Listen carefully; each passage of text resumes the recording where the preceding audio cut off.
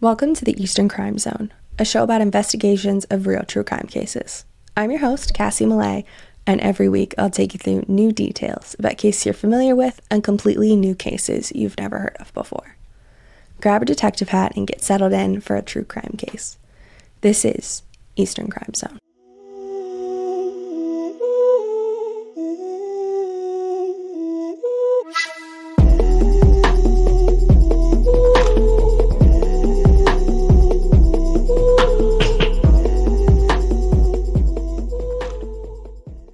What is your worst nightmare?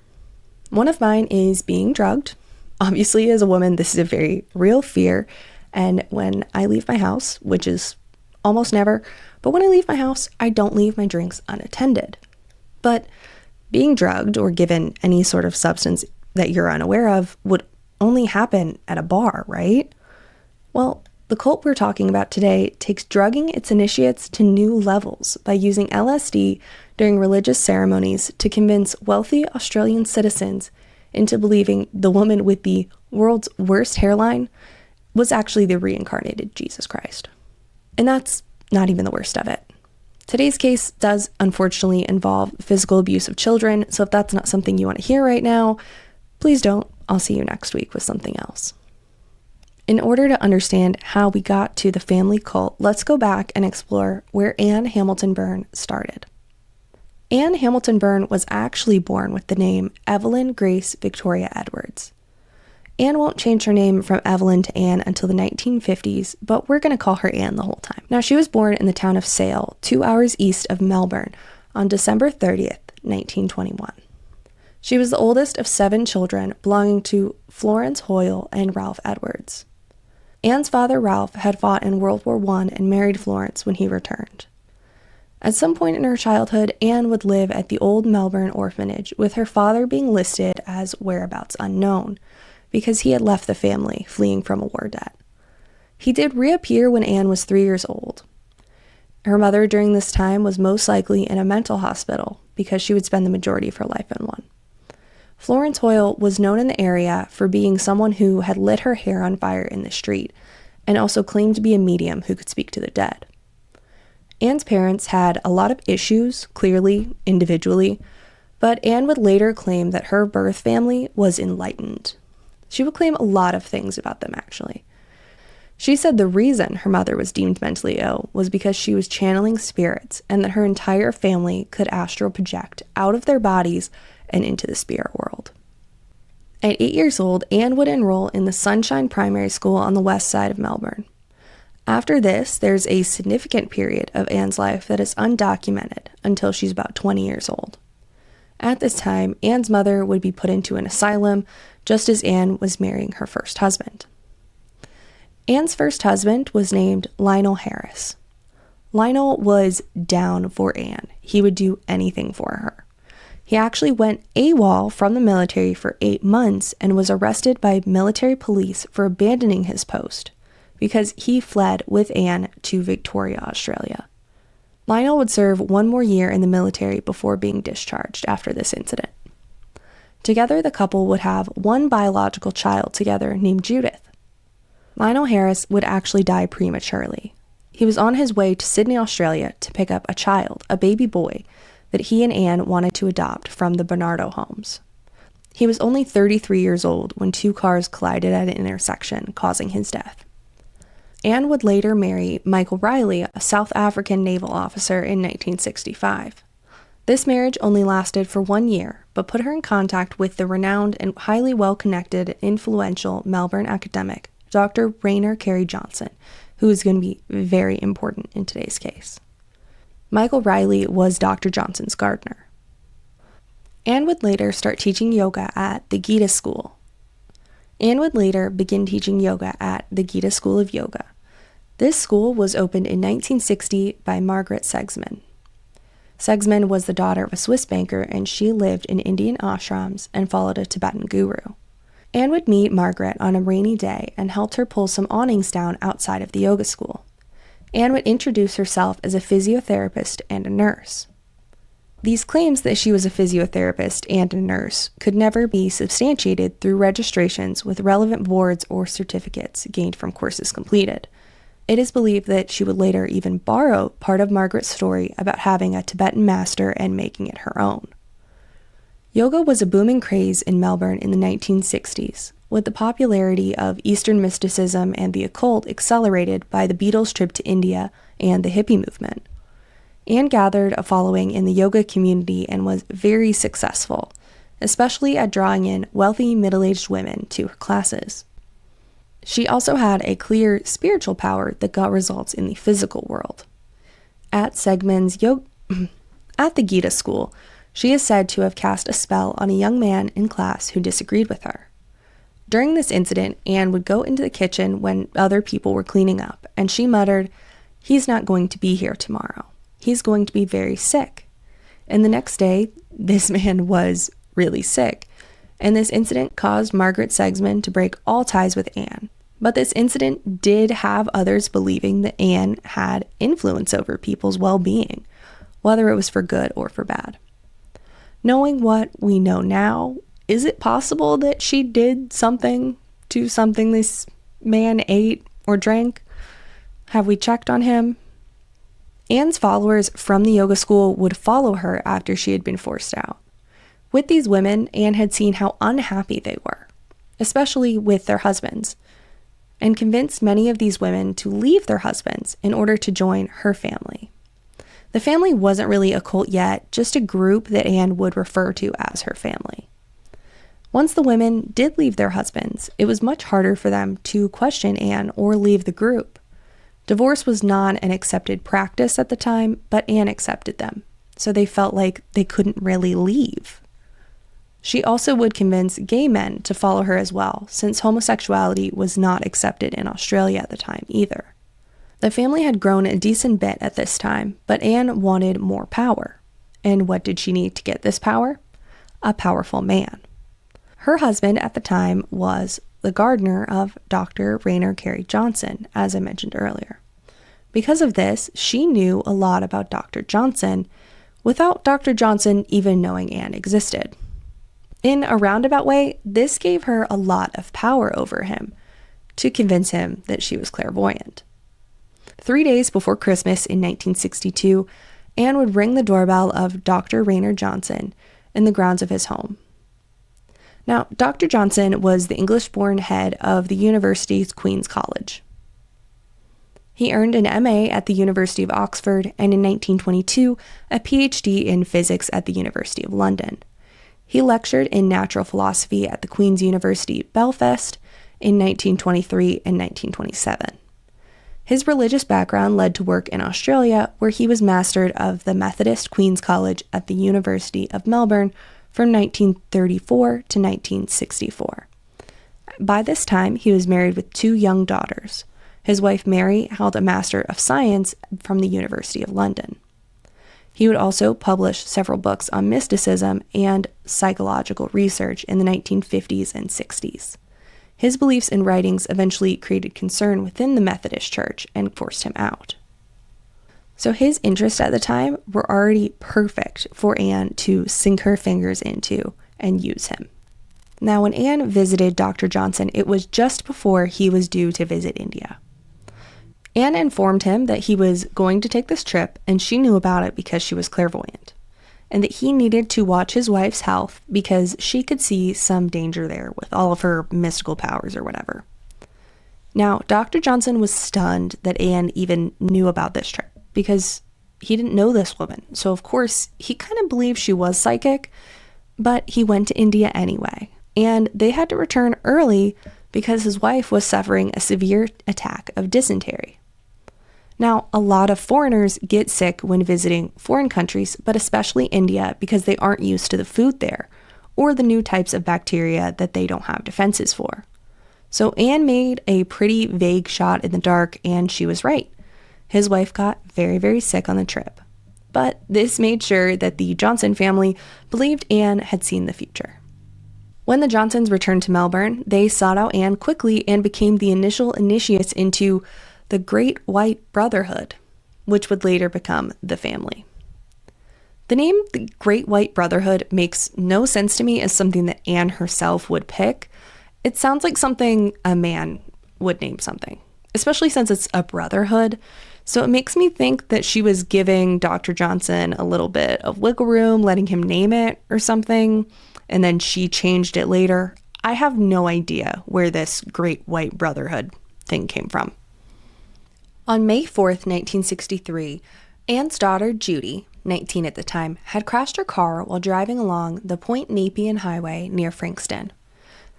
Judy had suffered a double compound fracture to the base of her skull and deep facial lacerations. This could have easily resulted in her death. Now, Anne immediately organized spiritual help and prayers, and within 2 days, her daughter was sitting up in bed with blood pressure and temperature normal. A week later, much to the surprise of hospital staff and surgeons, Judy was able to leave the hospital, and Dr. Johnson and his wife took her home with them. Of course, all of this was attributed to Anne's spiritual help. As they reflected on this, Dr. Johnson wrote in his diary that he told his wife, "I think Anne is the most Christ-like person I have ever met." By 1964, Dr. Johnson was asked to retire from the Melbourne University as his rejection of the divinity of Christ caused major doctrinal issues for the Methodist Queen's College. He would become fully involved in recruiting at this point. He would give talks on spirituality and the paranormal. Then if people had questions, he would point them to his guru, Anne Hamilton.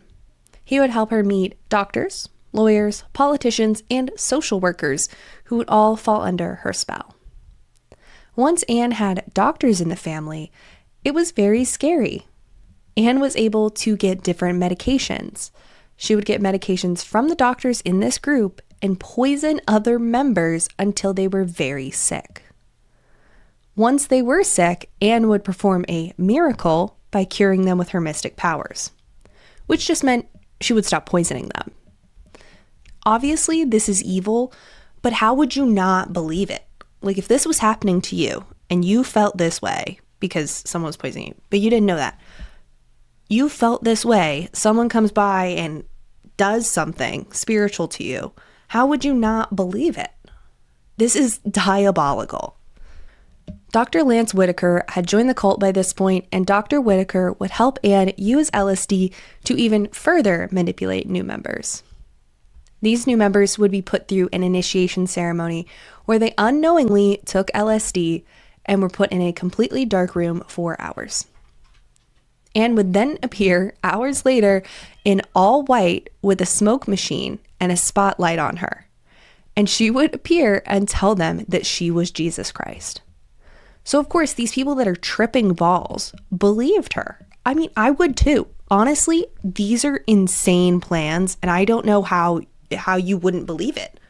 By the way, Anne is having plastic surgery throughout this entire story, but she's having so much plastic surgery that I can't stop and be like, and here she had a facelift, and here she had this done, because it would just get in the way and be super annoying.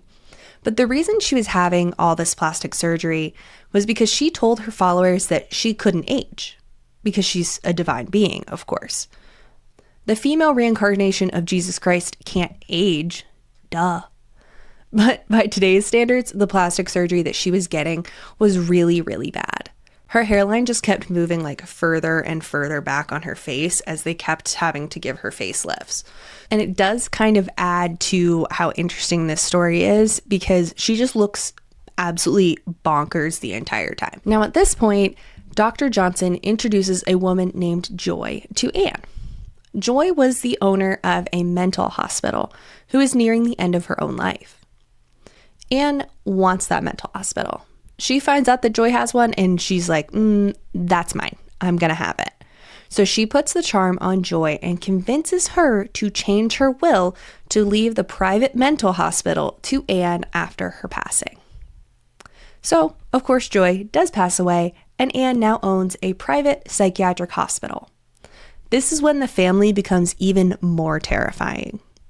In Australia, at least in this time, you only needed 2 doctors to sign off to get someone involuntarily committed to a hospital. And remember, Anne has a lot of doctors in her pocket at this point. They do whatever she wants. I mean, they think she's Jesus. Anyone who got in Anne's way from this point forward was sent straight to the psychiatric hospital.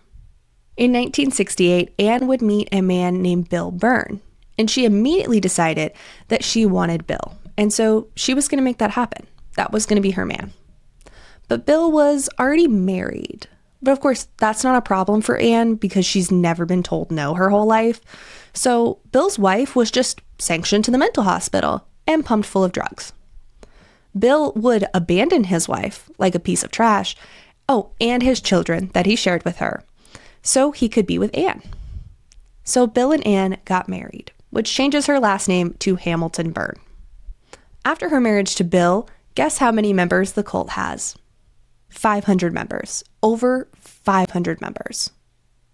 Every week, members would meet to listen to Anne's sermons that she would call discourses, while they all did a lot of drugs unknowingly.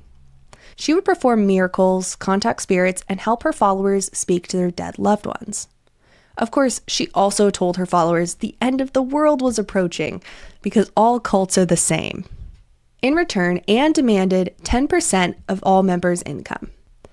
Since all the members she had recruited to this point were wealthy, Anne immediately became a multimillionaire.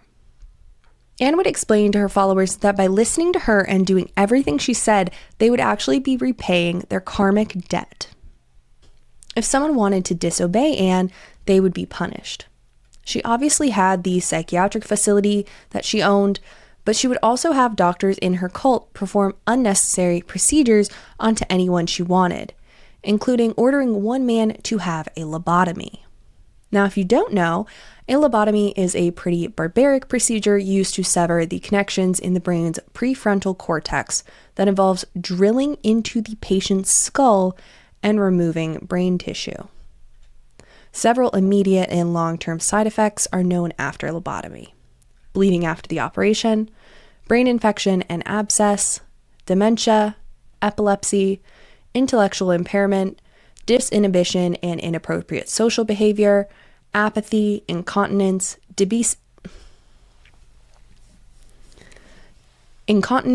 obesity, dementia, and death.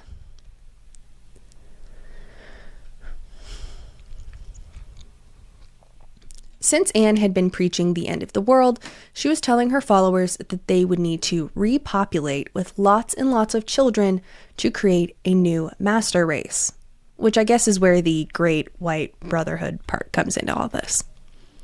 In the 1970s, Anne was in her 50s, but of course she told her followers she was a lot younger and never aged. So Anne would naturally just pretend to be pregnant all the time, like constantly. But when you're pregnant, people do expect to see a baby at some point. So where would Anne get them from? She can't produce one because she's of a certain age, and especially not at the rate that she's pretending to be pregnant for. So where does she get them? Well, she just starts stealing them. Adoption was poorly regulated in Australia at the time, and unmarried motherhood still carried a lot of social stigma. Teenage mothers or mothers in the psychiatric hospital Anne owned would never see their babies again after giving birth. You had babies born in cult hospitals, delivered by cult midwives, handed over to cult social workers. Cult lawyers would then falsify adoption paperwork. Some cult members were actually convinced to hand over their own babies to be raised as Anne's. Which you might be wondering, why would they willingly give over their babies? But it all makes sense when you remember they thought she was Jesus. Like, they were convinced with drugs that she was Jesus. So I kind of get it. Anne would steal 14 children using her psychiatric hospital and 14 others from cult members, totaling 28 children. One of the children was Anne's biological grandchild from her only child, Judith. But all of the children would believe that Anne and Bill were their biological parents. To explain how she had 28 children so quickly, she would claim a lot of them were triplets or twins. She would also bleach the children's hair and give them all similar clothes and haircuts so they would be more like biological siblings. Honestly, it reminds me of the kids from American Horror Story Hotel. If you've seen that season, tell me, find the difference in these pictures. Oh, wait. You can't, thank you. These children would live at a secluded property known as Uptop or Kai Lama, which was a tribute to Tibetan Buddhism. Life for these children was absolutely awful. They would be raised by female cult members that Anne would refer to as aunties. There were 3 main aunties named Elizabeth, Margaret, and Trish. The aunties were absolutely evil and enforced authoritarian rules over these children, no matter how small they were. For the children, their days consisted of yoga, listening to recordings of Anne's sermons, and schoolwork and chores. Food was often withheld from the children until they were starving, especially the girls, since Anne wanted them to be thin, and she was always harder on the girls. I think every day there were beatings. Some of the beatings were very vicious. I'm quite surprised that people survived them. She had me under LSD for days. She'd just come in like every 12 hours or so and give me another piece because I wasn't working hard enough. These are some of the 28 children collected by cult leader Anne Hamilton Byrne. She wanted us to be the new race of children, these perfect children who would save the world. I had to start it. That was the divine vision. Why did you start to take in the children? I love children. The kids slept in dormitories with girls in one room and boys in the other, and they could not have any individuality or even friendships between themselves. 2 girls had gotten too close to each other and were actually banned from speaking to one another for an entire year. They all thought this was normal, though, because they had no electricity, so no radio or TV to even get a glimpse of what a normal childhood was like. The punishments for these children were extremely brutal. Aunties would beat the children for almost anything, like not putting the cap on toothpaste properly or putting on mismatched socks. The beatings would be by hand or with tools like canes or pieces of wood with nails sticking out. Ice-cold showers and holding their little hands over open flames were also common. Bedwetting was extremely common since the children would be beaten if they got up in the night to use the restroom. Not to mention that bedwetting can also be a symptom of abuse, which obviously they were being abused, and that's going to cause bedwetting. It's all just a really effed up cycle. One child was nicknamed Zebra Stripes by the other children since he had markings all over him from wetting the bed so often. Even infants were beaten for wetting themselves. On one occasion, Anne came storming in with a knife, threatening to cut the children's bottoms off.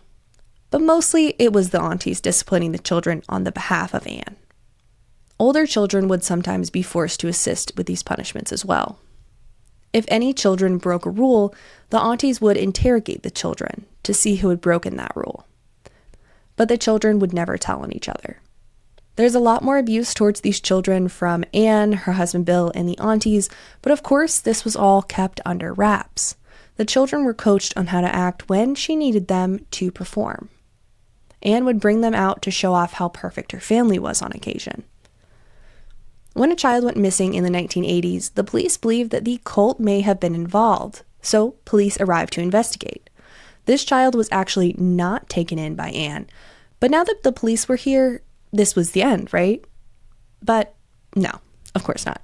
Nothing happened, but this incident did tip the media off that something weird was going on with this group, and the media began to report on Anne. Members began to leave at this point and actually speak to the media about what was going on. Because of this, Anne went to live in one of her homes in upstate New York in the United States and rarely came back to the cult in Australia. She was still in complete control, however, just via phone to her loyal followers.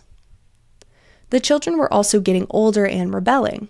They would sneak out at night in search of food and some kind of escape. 2 of the girls, Leanne and Sarah, actually made friends with the other kids in the community. They were starting to understand what the real world was like, and they would come back and tell the other kids about it. Sarah actually would bring a friend home with her one day, resulting in Sarah being kicked out and Leanne following. Sarah and Leanne went to the police together. The police actually believed them and raided Uptop. The children had been taught from a young age that the police were evil, so even though they were being saved, the kids were absolutely terrified. The police raided other properties belonging to Anne and found a lot of documentation of the cult, including members and all of the LSD. Members were trying to sever all connections to the cult as quickly as possible.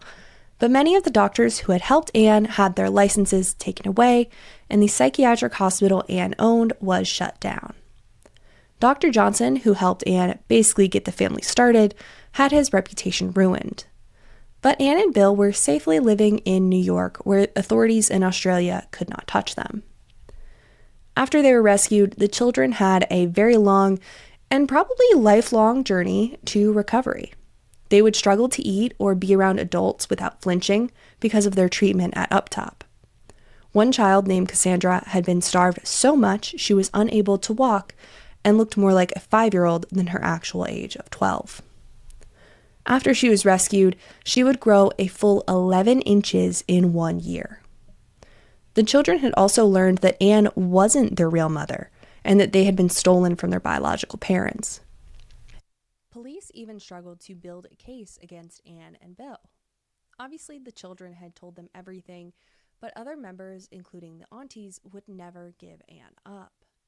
There was also a statute of limitations for child abuse. Anne was eventually arrested by the FBI and extradited back to Australia to stand trial for her crimes. Now, let's list a few that she could be charged with, and let's see which one it is. Running a cult for 30 years.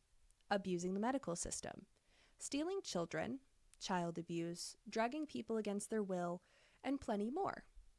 But what is the one charge that she got stuck with? Forging the birth certificates for 3 of the 28 children. That's all she got charged with, forging birth certificates. Of course, Bill would be charged with the same crime. The punishment for this charge was only $5,000. So Anne and Bill basically got no punishment since they were multimillionaires, and $5,000 is probably lunch for them. The aunties were only charged with fraud and faced no consequences for physically and mentally abusing children for years. It's alleged that Anne had loyal cult members still involved in the legal system who helped her escape punishment. The cult continued with Anne still in charge after this. In 2004, Anne was diagnosed with dementia. Bill had already died at this point, so Anne was put into a luxury care facility to lift up. Bill had actually died by this point, so Anne was put into a luxury care facility to live out the rest of her days before dying at age 98 in June of 2019. The family inherited all her money and lives today in Melbourne. Peter, does this cult still exist? It does. The family exists in Australia and also up in Hurleyville, New York. That house that you saw on tape there, we actually were shooting out there, and a fellow pulls up and he says, "What are you guys doing here?" And I said, "We're doing a story about a cult." And he goes, "It's not a cult." And he peels out and goes into the driveway of the house. So they're still active and they're still believing in their Messiah. This case is obviously absolutely awful, especially for all the children involved, people who were unjustly admitted to psychiatric facilities, drugged against their will. But the most infuriating part is the lack of consequences for Anne, Bill, the aunties, all of the people who made all of this possible. But this is the world we live in. The rich just don't have the same rules as the rest of us, which is why these things are always important to talk about, in my opinion. Thank you so much for watching or listening all the way to the end. I appreciate this support immensely. I'll see you next week with a new case. Remember to stay safe and question everything. Bye.